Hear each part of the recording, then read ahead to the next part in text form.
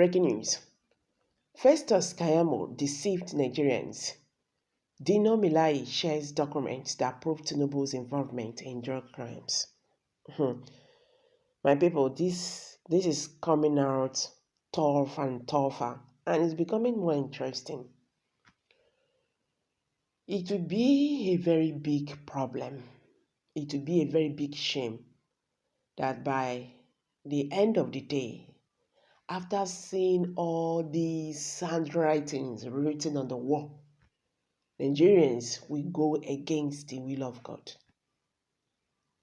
By now, God is showing us signs. God is showing us code to understand.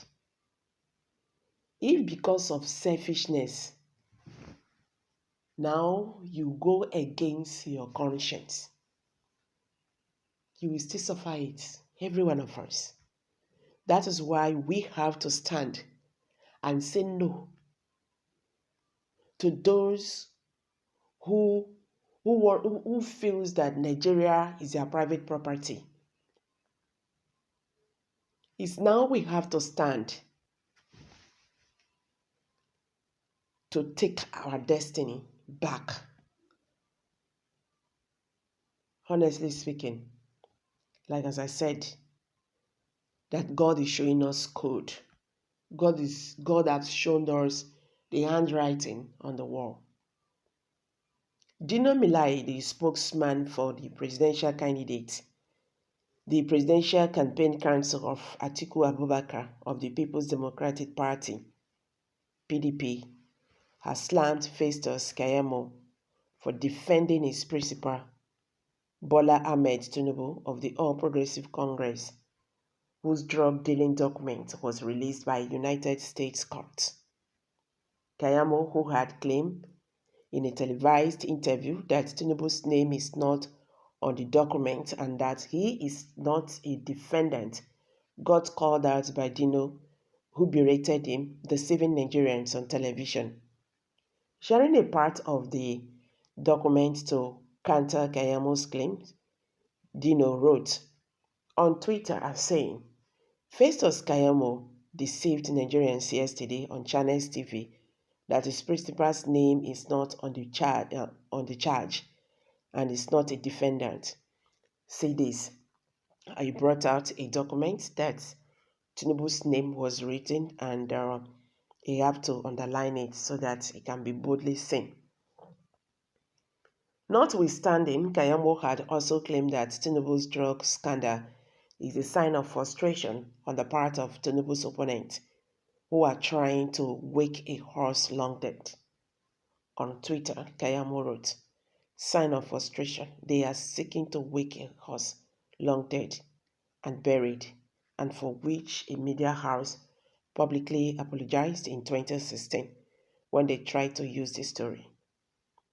His article in this regard read, one of the unconscionable and wicked lies peddled by political opponents about Bola Ahmed Tinubu was to paint him as a drug baron. The accusation arose out of an investigation by FBI agent Kelvin Moss of Tinubu and Compass Investment and Finance accounts at First Heritage Bank and Citibank in the US. On July 10, 1992, Mr. Kevin Moss requested and obtained a court order to freeze the accounts. On January 13, 1992, Mr. Moses telephoned Tinubu in Nigeria to justify the amount in the accounts, running into $1.1 million. Part of the money was said to have been deposited by two Nigerians being investigated for drug offenses. After the telephone conversation, Tinubu instructed his lawyers in the US to file a lawsuit against the order freezing his accounts. This dragged on till 15 September 1993, when an agreement was reached for an out-of-court settlement. Judge John Enoberg of the U.S. District Court for the Northern District read out the agreement reached by the two parties. Part of the funds, $460 million, was seized by the government. The FBI never charged Tinubu with any drug offenses. The case did not go on trial. Tinubu was never convicted, and he was never barred from entering the United States. In 2003, 10 years after, when the PDP opponent wanted to use the Shatut allegation to disqualify Tinubu from running for a second term in Lagos, the Inspector General of Police, Tafawa Balogun, made an inquiry with the American consulate on Tinubu's status. The consulate gave Tinubu a clean bill. In a reply by the legal attached Michael H. Bonner, he said, many Nigerians bent on voting for this wrong person to begin recry and night virgins. Afterwards, it did not start today. Dino is quite correct. Keyamo was trying to deceive Nigerians on Tinubu's for future of money as a result of criminal offense involving drugs. Exactly. But why is it that Tinubu has never entered America since then? The nearest he has gotten is UK. Why? He's guilty of something which forbids him from entering the US. If he is free from any offense, let him just travel to US tomorrow and the case will be put to rest.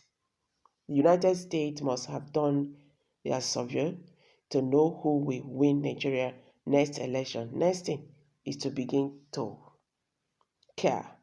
Nigerians, our politicians, now only to run down Nigeria economy, our education. No wonder they only buy cars, build house, and marry fine wives after winning elections. Okay, guys, these are some reactions by Nigerians. What's your take? Let's